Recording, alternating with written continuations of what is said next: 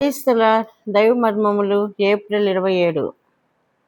వీరు అపోస్తలుల బోధ ఎందును, సహవాసమందును, రొట్టె విరుచుట ఎందును, ప్రార్థన చేయుట ఎందును ఎడతెగక ఉండిరి. అపోస్తల కార్యములు 2:42. విశ్వాసులు నిజమైన సహవాసమును కలిగి ఉండవలెనని అపోస్తలులు ప్రోత్సహించిరి.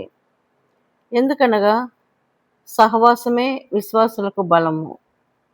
ప్రభువు తమకు చేసినది ఇతరులతో పంచుకొనగలుగునట్లు సాధ్యమైనంత తరచుగా విశ్వాసులు కూడుకొనవలెనని వారిని హెచ్చరించవలెను.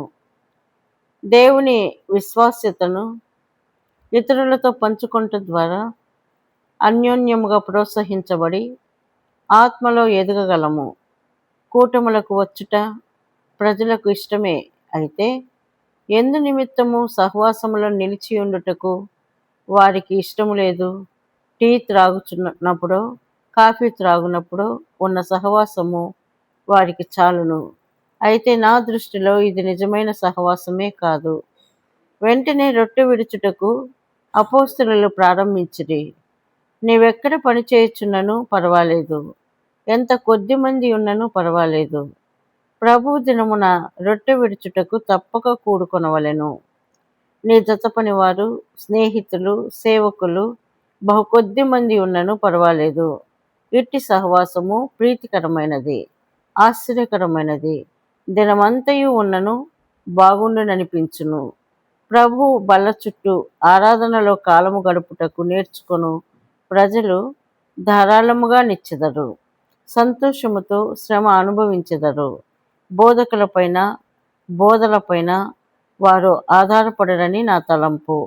నా అనుభవము వస్తువులపైన, మానవులపైన, వాతావరణం పైన వారి దృష్టి ఉండక కేవలం ప్రభు పైననే వారి దృష్టి నిలుపుదురు.